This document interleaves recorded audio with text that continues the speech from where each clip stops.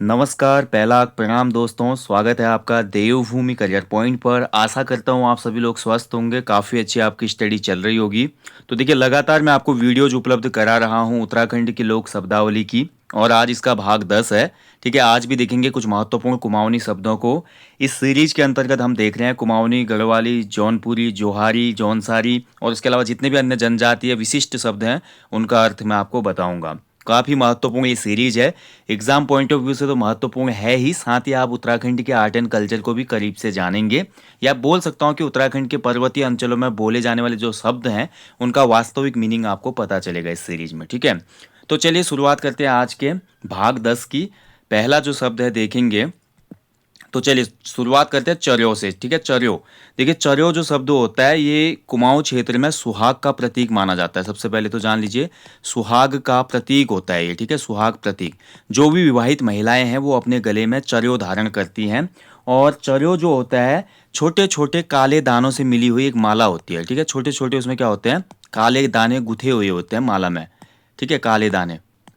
तो इसी की जो माला बनी रहती है उसी को कहा जाता है चर्यो। ध्यान रखेंगे, ये एक सुहाग का प्रतीक होता है, और केवल विवाहित स्त्रियां इसको पहनेंगी। ठीक है, जो मैरिड है, अनमैरिड ये नहीं पहनती, केवल मैरिड वीमन पहनती हैं कुमाऊं क्षेत्र में। अगला जो शब्द है वो है चाक। ठीक है, चाक।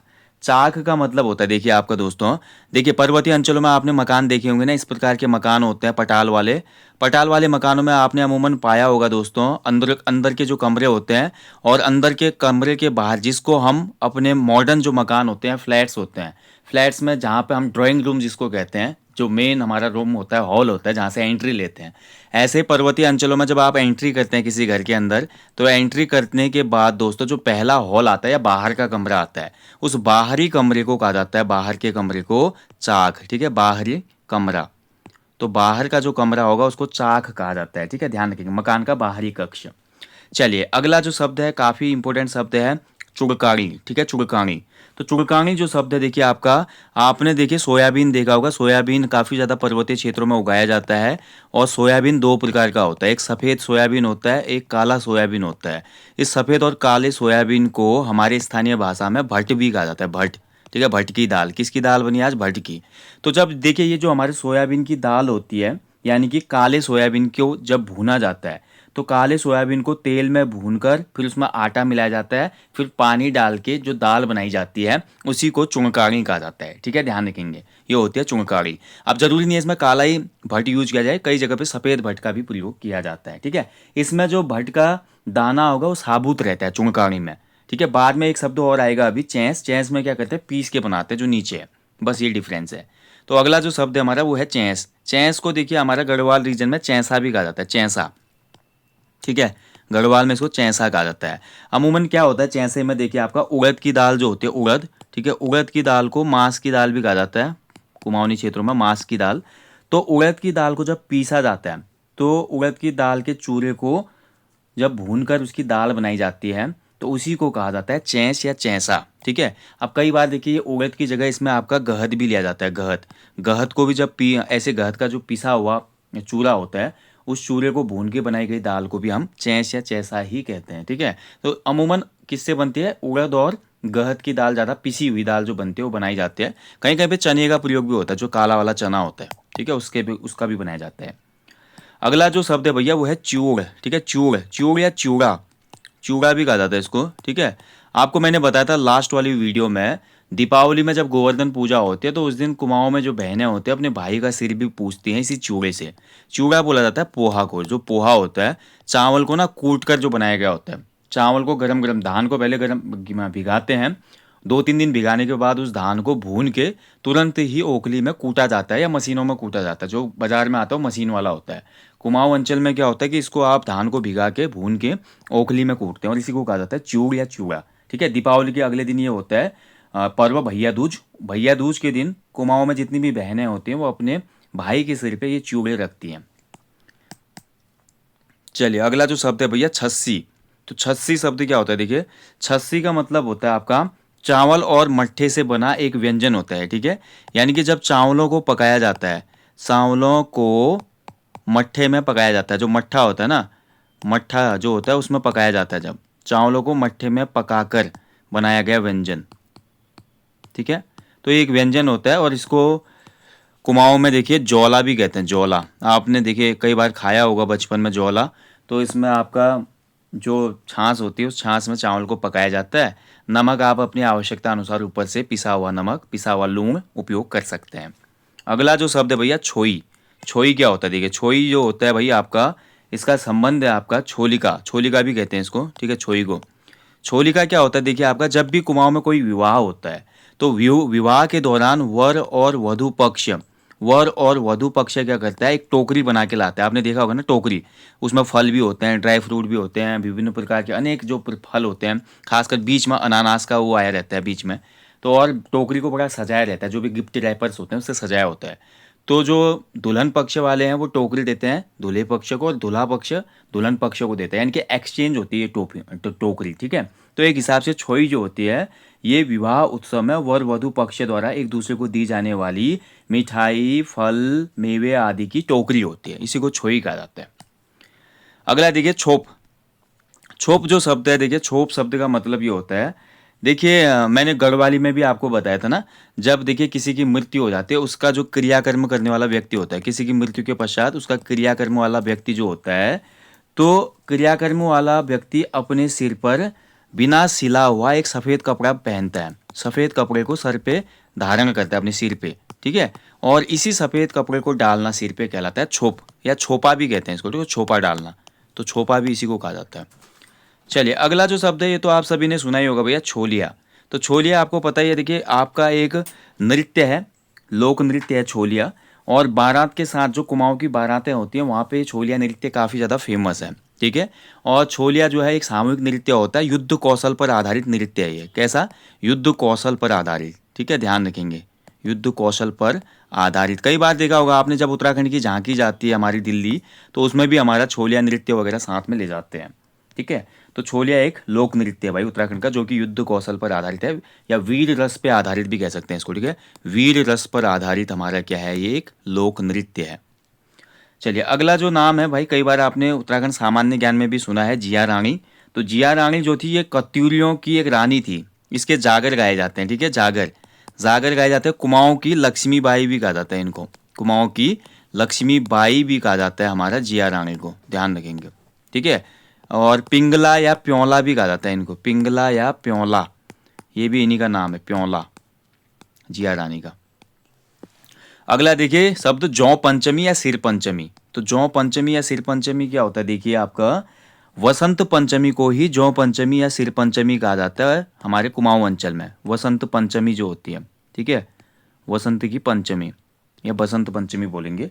इस दिन क्या होता है, जो हमारे जौ हमने बोए होते हैं, क्योंकि नवरात्रि दो बार आती है, एक चैत्र वाली नवरात्रि होती है, आपको पता है दोस्तों, एक अभी हमारी जो जाड़ा शुरू होते समय आती है, अक्टूबर वाली नवरात्रि होती है, ठीक है। तो दो प्रकार की नवरात्रियां होती हैं। जो चैत्र में बसंत आगमन के समय नवरात्रि मनाई जाती है, तो उस नवरात्रि में जौ बोई जाते हैं, या 7 प्रकार के अनाज बोए जाते हैं, 9 प्रकार के अनाज बोए जाते हैं, मैंने आपको बताया था, अमूमन 7 प्रकार के बोए जाते हैं, ठीक है, उसमें जौ भी होता है। तो जब ये अनाज हो जाता है हमारा, इसको काटा जाता है 10वें दिन, और उसके बाद सिर में धारण किया जाता है, तो इसी को जौ पंचमी या सिर पंचमी भी कहा जाता है, ठीक है, ध्यान रखेंगे। चलिए अगला जो शब्द है वो है झांझर। झांझर जो शब्द होता है भैया आपका, ये आपका पैरों का एक आभूषण है, ठीक है। कुमाऊं में क्या है? पैरों का एक आभूषण, पैरों में धारण किए जाने वाला आभूषण, ठीक है, पैरों का एक आभूषण है झांझर, ठीक है। नेक्स्ट देखिए ज्वाड़। ज्वाड़ का मतलब क्या होता है? तो ज्वाड़ का मतलब होता है आपका एक प्रकार का, इसको ज्वाड़े भी कहा जाता है, ज्वाड़ या झोड़ा जो हम बोलते हैं ना, झोड़ा, झोड़ा लगाना, झोड़ा चाचरी बोलते हैं हम। ज्वाड़ या झोड़ा एक ही है, इसका मतलब होता है एक प्रकार का सामूहिक लोक नृत्य है ये। क्या है?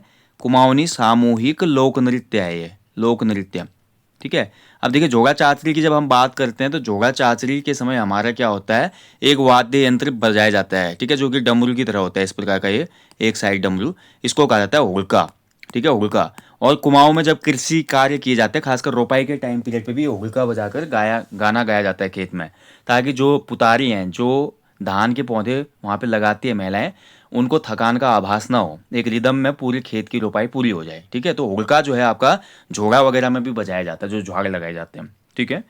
अगला जो शब्द है भैया वो है ठटवाणी। ठटवाणी का मतलब होता है आपका कुमाऊं में जितनी भी जो हमारी साबुत दालें होती हैं, जैसे मसूर की दाल है और साबुत उड़द की दाल है, मसूर, उड़द, भट, उसके अलावा जो भी साबुत दालें हैं, उन साबुत दालों को, उन साबुत दाल जो होते पल्स होती हैं, उनको मिलाकर जो दाल बनाई गई है उसको कहा जाता है ठटवाणी। ठीक है, साबुत दालों को मिलाकर बनाई गई दाल जो होती है ठटवाणी कहलाती है। अगला जो शब्द है भैया वो है ठ्या। ठ्या, ठीक है, ठ्या क्या होता है देखिए अब, ठ्या का मतलब होता है पर्वतीय अंचलों में घरों में जो देवता का पूजने का स्थान होता है, जहां पर देवता को पूजा जाता है, यानी कि मंदिर मान लो, देवता का पूजन स्थल। ठीक है, देवता का पूजन स्थल घर के अंदर, हाँ ध्यान रखेंगे, इसको कहता है ठ्या। ऐसे ही देखिए भैया हमारा होता है एक एक शब्द और होता है, इसी से रिलेटेड हमारा शब्द होता है, ठीक है, ठ्वाक। ठ्वाक शब्द भी होता है एक, ठ्वाक होता है, और ठेकी भी बोलते हैं इसको कहीं कहीं पे, ठीक है, ठेकी, ठेकी भी बोलते हैं इसको, और इसको पारा भी बोलते हैं। तो ठेकी या पारा या ठ्वाक जो होता है, ये दही जमाने का एक पारंपरिक क्या होता है आपका बर्तन होता है, ठीक है, जो कि लकड़ी का बना होता है। दही जमाने का लकड़ी का बना बर्तन, पारंपरिक बर्तन, तो ये कहलाता है ठेकी, ठ्वाक या पारा। ठीक है, ध्यान रखेंगे। और ठ्या होता है देवता का पूजन स्थल। चलिए अगले शब्द की तरफ बढ़ते हैं। अगला शब्द है भाई कुरमुल। कुरमुल का मतलब होता है, देखिए एक तो शब्द होता है किरमुल, देखिए ध्यान से समझेंगे। किरमुल का मतलब होता है आपका, किरमुल का मतलब होता है आपका क्या, चींटी। किरमुल का मतलब होता है चींटी। और कुरमुल का मतलब होता है, जब देखिए कुमाऊं में कोई भी शादी होगी ना, कुमाऊं में शादी के समय वर और वधु जो होते हैं, वर वधु, उनके चेहरे पे छोटे छोटे लाल बिंदी बनाई जाती है। यानी कि विवाह के समय वर वधु के चेहरे पे चावल और पीठी की रोली से जो श्रृंगार किया जाता है, ऐसे देखिए माथा है तो माथे पे ऐसे गोल गोल बनाए जाते हैं, है ना, नीचे तक लाए जाते हैं दोनों तरफ से। तो ये हमारा जो विवाह के समय चावल की और पीठी की रोली जो होती है, यानी कि लाल जो टीका होता है और सफ़ेद चावल का घोल होता है, उससे ये बनाए जाते हैं, इनको कुरमुल कहा जाता है। और किरमुल का मतलब होता है आपका चींटी। ठीक है, ध्यान रखेंगे। चलिए अगला जो शब्द है भैया वो है आपका क्वाड़। क्वाड़ का मतलब क्या होता है, तो क्वाड़ का मतलब होता है भैया क्वाड़ में बैठना। क्वाड़ मतलब कोड़े में बैठना, एक कोड़े यानी कि किनारे। क्वाड़ का मतलब होता है किनारे।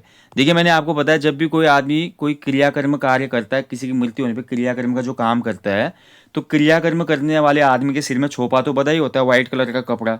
उसके अलावा उसको ना, जिस दिन तक हमारे दिन पूरे नहीं होते हैं, 12वीं जब तक नहीं होती है 12वीं, तो 12वीं दिन तक पीपल पानी होने तक उस व्यक्ति को एक किनारे पर ही बैठा रहना पड़ता है, जो भी क्रिया करता है। तो जिस किनारे पे वो बैठा होता है उसी को क्वाड़े बैठना कहा जाता है, ठीक है, कोने पे बैठना। जैसे 12वीं होती है, 12वीं के दिन पीपल पानी होता है, पीपल के पेड़ पे हाथ टच करते हैं और अशुद्धि खत्म हो जाती है। ठीक है, अगला जो शब्द है वो है खतुड़ या खतड़वा। ठीक है, खतुड़ या खतड़वा। अब खतड़वा तो मैंने आपको कुमाऊं के इतिहास में भी पढ़ा है भैया। खतड़वा देखिए आपका एक त्योहार होता है कुमाऊं क्षेत्र में, जो कि अश्विन की संक्रांति को मनाया जाता है। अश्विन मास जो होता है ना, अश्विन मास, तो अश्विन माह की संक्रांति को, अश्विन संक्रांति को ये खतड़वा त्योहार मनाया जाता है। अब खतड़वा त्योहार के पीछे लॉजिक आपको पता ही है। जब हमारा लक्ष्मी चंद का युद्ध होता है गढ़वाल में मानसा से, तो 8वें युद्ध में लक्ष्मी चंद की जीत होती है, और जो खतड़ सिंह था उस समय गढ़वाल का सेनापति, उसकी मृत्यु हो जाती है। ठीक है, तो इसलिए हमारा क्या होता है, खतड़वा त्योहार इसमें मनाया जाता है। ठीक है, तो ऐसा बोला जाता है। खतुड़ या खतड़वा बहुत फेमस है कुमाऊं क्षेत्र में। इसमें क्या होता है, इस त्यौहार के दिन अश्विन संक्रांति में त्यौहार होता है, तो जगह जगह पे घास फूस के पुतले बनाए जाते हैं और उन घास फूस के पुतलों को जलाया जाता है शाम के टाइम पे। ठीक है, तो खतुड़ जी खतुड़ ऐसे कुछ लाइनें भी बोली जाती हैं इसमें। चलिए अगला जो शब्द है भैया वो है गगरास। गगरास का मतलब क्या होता है, देखिए गगरास का मतलब होता है आपका विशेष अवसरों पर जो गाय को भोजन दिया जाता है। पहला जैसे घर में भोजन तैयार हुआ ना, तो गाय को जो भोजन दिया जाता है वो गगरास कहलाता है। ठीक है, और खासकर जब देखिए मान लीजिए किसी पितृ का, यानी कि जो पूर्वज है उनका अगर कोई श्राद्ध कर रहा होता है, तो श्राद्ध के दौरान जब भी हमारे पिंड बनाए जाते हैं उस पितृ की याद में, तो उस पिंड को सबसे पहले जो चावल के पिंड होते हैं उसको गाय माता को खिलाया जाता है। इसी को गगरास कहा जाता है। ठीक है, और अन्य विशेष अवसरों पे भी ये गगरास दिया जाता है, केवल श्राद्ध पे ही नहीं दिया जाता है, अन्य टाइम पे भी इसको दिया जा सकता है। तो विशेष अवसरों पर गाय को दिए जाने वाला भोजन कहलाता है गगरास। अगला शब्द है देखिए गणतु। गणतु का मतलब क्या होता है आपका, गणतु करना कहते हैं, गणना या पूछ के द्वारा भविष्य बताना। ठीक है, गणना या पूछ करना। पूछ का मतलब मैं आपको लास्ट वीडियो में भी बता चुका हूँ। मान लीजिए देखिए किसी में अगर देवता अवतरित होता है और वो कुछ भविष्य के बारे में बताता है, तो बहुत लोग वहाँ पे जाके अगर फैमिली में कुछ अच्छा नहीं चल रहा है तो पूछ करने के लिए जाते हैं, गणित गणित पूछ करने जाते हैं। तो वहाँ पर देखिए कुछ पता चल जाता है, जैसे कि आपके देवता अनिष्ट हुआ है या कुछ ऐसा हुआ है, या पूर्व में आपने ये काम किया है, आपको ये प्रायश्चित करना पड़ेगा। ठीक है, तो ये चीज़ें इसमें बताई जाती है, तो इसी को गणितू कहा जाता है। अगला देखिए गणदेवी। ठीक है, गणदेवी को गरदेवी भी कहा जाता है बहुत जगह पे। ठीक है, अपभ्रंश है गरदेवी। तो गरदेवी का मंदिर बहुत जगह पे आपको देखने को मिलेगा कुमाऊं अंचल में। ठीक है, और इस लोक देवी के बारे में विश्वास है कि एक गहरे स्थल में ये निवास करती हैं, इसलिए इसको गणदेवी कहा जाता है। गढ़ मतलब गढ़ी हुई। ठीक है, और ऐसा भी माना जाता है कि मान लीजिए कोई अनिष्ट की कामना करता है किसी के, तो वो इसी मंदिर में जाकर पुकार लगाता है, या इसी मंदिर में जाकर किसी के अनिष्ट की कामना करता है, ऐसा भी बोला जाता है कई बार। और कई बार ये बोला था कि मायके में देखिए कई बार स्त्री क्या होती है, जैसे उसकी शादी होती है तो मायके की तरफ में भी क्या होता है, उसके मायके की तरफ में ये देवी का मंदिर होता है, तो उसको अपने वहाँ पे स्थापित इसको कभी कभी करना पड़ता है। तो ये कुमाऊं क्षेत्र में होती है कर देवी। ठीक है, ध्यान रखेंगे, काफ़ी शक्तिशाली इस देवी को माना जाता है कुमाऊं में। अगला है देखिए गोलू या ग्वल। अब गोलू देवता या ग्वल तो आप सभी लोग जानते हैं भैया, कुमाऊं के प्रसिद्ध न्याय देवता के रूप में ये जाने जाते हैं, न्याय देवता। ठीक है, इनको इनका मंदिर जो फेमस मंदिर है गोलू देवता का मंदिर चितई गोलू, जो कि आपको कहाँ मिलेगा, अल्मोड़ा में देखने को मिलेगा। और वहाँ पर आपको काफ़ी चिट्ठियाँ देखने को मिलेंगी। वहाँ पे कोई भी जाके याचना नहीं करता है, अगर आपको कोई समस्या है तो आप चिट्ठी लिख के वहाँ पे लटका सकते हैं, और बोला जाता है कि आपके साथ न्याय होगा या आपकी जो भी मनोकामना है वो पूर्ण होगी। ठीक है, गोलू देवता का उद्भव माना जाता है कहाँ से, चंपावत से। कहाँ से, कहाँ पैदा हुए थे गोलू देवता, चंपावत में पैदा हुए थे। ठीक है, ऐसे कुमाऊं क्षेत्र के एक प्रसिद्ध देवता और हैं गंगनाथ बाबा। तो गंगनाथ जी का जो जन्म हुआ था ये भी पूछता है कभी, गंगनाथ का जन्म जो बाबा जी हमारे गंगनाथ देवता जी हैं, इनका मूल स्थल माना जाता है नेपाल। इनका जन्म हुआ था नेपाल में। ठीक है, जबकि गोलू देवता का जन्म हुआ था चंपावत में। ठीक है, तो गोलू या ग्वल, इनको ग्वल भी कहा जाता है बहुत जगह, ग्वल देवता। ठीक है, ग्वल ग्वल देवता भी कहा जाता है। चलिए आगे बढ़ेंगे। अगला है भाई हमारा शब्द जो है ग्रह जाग। ग्रह जाग जैसा कि नाम से पता चला ग्रह जाग। ठीक है, तो देखिए कुमाऊं अंचल में जब भी किसी बच्चे का जनेऊ संस्कार होता है, जनेऊ संस्कार समझ ही रहे हैं ना, जिसको यज्ञोपवीत भी कहा जाता है, यज्ञोपवीत। तो बच्चे का जनेऊ संस्कार जब भी होता है यज्ञोपवीत, तो उस समय क्या होता है दोस्तों, उससे पहले दिन यज्ञ किया जाता है। पहले दिन यज्ञ होता है, दूसरे दिन फिर वो कर्मकांड होता है जनेऊ से संबंधित। तो जो जनेऊ संस्कार के पहले दिन किए जाने वाला यज्ञ होता है उसी को ग्रह जाग कहा जाता है। ठीक है, आज ग्रह जाग है बोलते थे भी। चलिए अगला जो शब्द है भैया वो है घटगाड़। घटगाड़ का मतलब क्या होता है, देखिए आपका घटगाड़, घटगाड़ ऐसी छोटी नदी जो पंचक्की के साथ जुड़ी हो, यानी कि घट के साथ जुड़ी हो। घट, कुमाऊं में घट कहा जाता है किसको, घराट को, घराट। ठीक है, घराट को क्या कहते हैं, पंचक्की। पंचक्की इंग्लिश में क्या कहते हैं इसको, वाटर मिल्स। ठीक है, क्या कहते हैं, वाटर मिल्स। ठीक है, तो उत्तराखंड में जो घराट पे टैक्स लगाया था किसने सुझाव दिया था, बैकेट ने सुझाव दिया था 1842 में। उत्तराखंड के इतिहास में पढ़ते हैं हम। और पंचक्कियाँ पहले साधन थी, जब तक बिजली और डीजल वाली चक्कियाँ नहीं आई थी। इसमें आपका आराम से अनाज पीसता था बिल्कुल, और बहुत ज़्यादा इसकी जो न्यूट्रिशंस थे वो सेम रहते थे। आजकल तो गर्म चक्की में क्या होता है, आधे न्यूट्रिशंस खत्म हो जाते हैं किसी भी आटे के, लेकिन घट का जो आटा होता था मजबूत होता था। इसलिए तो बोलते हैं ना, आज भी बुजुर्ग, हमने तो घट का आटा खाया, हम पुराने लोग हैं, हमारे अंदर आज भी ताकत है। और वास्तव में 90-100 साल में, 90-80-90 साल में भी वो बुजुर्ग लोग खेतों में काम करते हैं, जंगल से लकड़ियाँ लाते हैं भाई, है ना। आज का युवा तो अभी बोले जंगल जाओ तो जंगल पहुंचने तक ही बेहोश हो जाए रास्ते में वो। तो घटगाड़ का मतलब होता है एक छोटी सी नदी, गाड़ या नहर के साथ जुड़ा हुआ कोई घट या घराट। ठीक है, चलिए एक क्वेश्चन आपको देता हूं मैं इसके बीच में। घराट एवं चाय ये किसकी रचना है बताइए। घराट एवं चाय जो है किसकी रचना है, आप कमेंट बॉक्स में कमेंट करेंगे किसने ये पुस्तक लिखी है, घराट एवं चाय। फिर बताऊंगा मैं अगले वीडियो में। अगला जो शब्द है भैया वो है घंतर। घंतर का मतलब क्या होता है, देखिए घंतर, घंतर का मतलब होता है पत्थर का गोल टुकड़ा। ठीक है, पत्थर का गोल टुकड़ा, गोल पत्थर जो होगा उसको कहा जाता है आपका घंतर। ठीक है, नेक्स्ट देखिए घर पैंस। घर पैंस करना, मान लीजिए मैंने देखिए कुमाऊनी अंचल में रहता हूँ, मैंने घर बना लिया कोई नया, तो जैसे मैं घर बना के कंप्लीट करूंगा, फिनिशिंग हो जाएगी, तो गृह प्रवेश जिस दिन करूंगा उस गृह प्रवेश को कहा जाता है हमारा क्या, घर प्रवेश को घर पैंस। ठीक है, ध्यान रखेंगे क्या कहेंगे, घर प्रवेश को घर पैंस कहते हैं। अगला जो शब्द है बहुत खतरनाक है भैया, घतेर, जो हमने पढ़ा था गढ़वाली में वही शब्द है ये, घात आलंग। घात आलंग मतलब ये होता है आपका घतेर। घतेर जो शब्द गढ़वाली में पढ़ा था। ठीक है, घाट डालना। घाट डालने का मतलब ये है कि दुश्मन के अनिष्ट के लिए, दुश्मन या कोई भी व्यक्ति के अनिष्ट की कामना के लिए मंदिर में अनिष्ट कामना के लिए मंदिर में जाकर पुकार लगाना है। ठीक है, तो मंदिर में जाकर पुकार लगाना।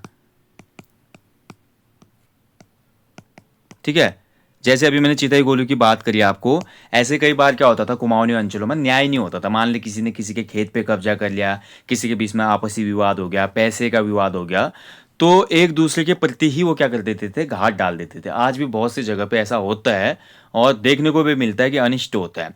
बट घात डालना देखिए दोस्तों सही नहीं है। इसमें यह भी देखा जाता है कि दोनों पक्षों का अनिष्ट होता है। इसमें ऐसा नहीं होता है जिसने पुकार लगाई है केवल उसके वचन लगेंगे, ऐसा नहीं होता जिसके लिए।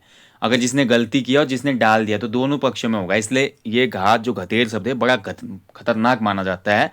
और इसको देखिए, इससे कई बार देखा गया कि कई लोगों की तो पीढ़ी दर पीढ़ियाँ ही खत्म हो जाती हैं। ठीक है, कोई रोग दोष व्याधि नहीं होता है लेकिन फिर भी परेशानी रहती है और कई इलाज कराते हैं आदमी फिर भी सही नहीं होता है, क्योंकि देवभूमि में ये सब चीज़ें पहले से होती आई हैं। और आपको पता ही है हमारी देवभूमि में, आपको पता ही है कितनी ज़्यादा सुपर नेचुरल पावर्स हैं।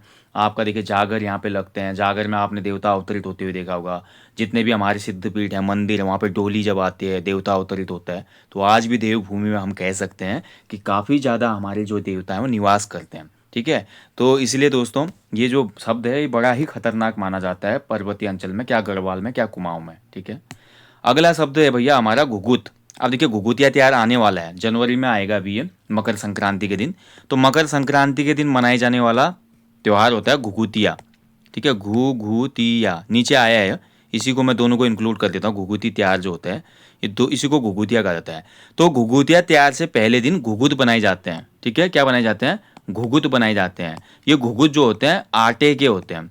आटे को क्या किया जाता है दोस्तों, गुड़ या चीनी के मीठे पानी से गूंदा जाता है और उसके बाद घुघुत बनाए जाते हैं। इस प्रकार की आकृति होती है, जैसा कि मैं आपको इमेज में दिखा रहा हूँ, ये देख सकते हैं आप, ये ऐसे बनाए जाते हैं घुघुत। और फिर इनको तेल में फ्राई किया जाता है। अगले दिन बच्चों के गले में इसकी घुघुत की माला बना के डाली जाती है। बच्चे कौवे को भी बुलाते हैं, काले कौवा काले घुघती माला खा ले, तू खा ले बड़ा मुझे दे जा सोने का घड़ा। ठीक है, ऐसा होता नहीं है लेकिन ये बोला जाता है। तो घुघुतिया त्योहार कुमाऊं में बहुत ज़्यादा फेमस है। और घुघुतिया त्योहार के दिन ही दोस्तों आपका जो मकर संक्रांति होती है, इस दिन हमारा बागेश्वर में एक बहुत फेमस त्यौहार होता है उत्तरायणी। ठीक है, जो कि हमारे उत्तराखंड का सबसे प्राचीन उत्सव या मेला माना जाता है, उत्तरायणी का मेला। ठीक है, उत्तरायणी मेला बहुत फेमस मेला है।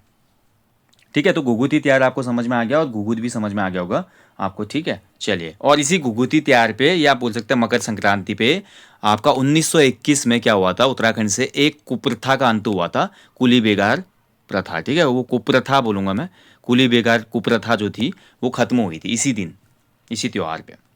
अगला जो शब्द है वो है घ्यू संक्रांत। घ्यू संक्रांत देखिए क्या होता है, घ्यू संक्रांत या घी संक्रांति कहा जाता है इसको, घी संक्रांति। ठीक है, घी संक्रांति बहुत ज़्यादा मनाई जाती है कुमाऊं अंचल में।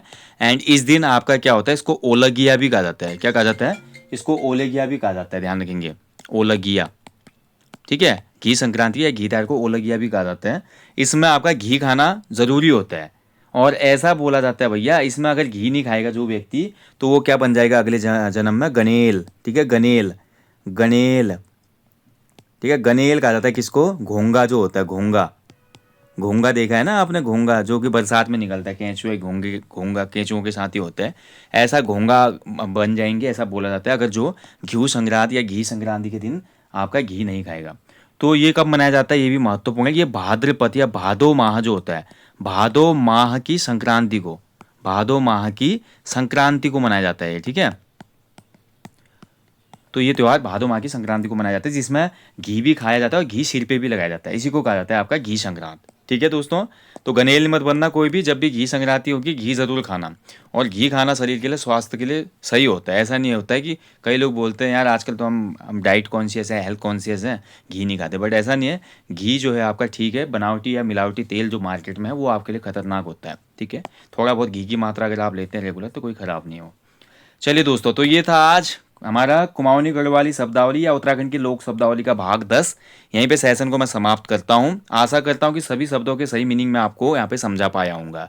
चलिए मिलेंगे जल्दी नेक्स्ट सेशन में। जाने से पहले हमेशा की तरह बोलूँगा, अपने जीवन में एक पेड़ लगाएं और लोगों को भी इसके लिए अवेयर करें। Thank you for watching. जल्दी मुलाकात होगी दोस्तों, ध्यान रखिएगा अपना। जय हिंद, जय देवभूमि।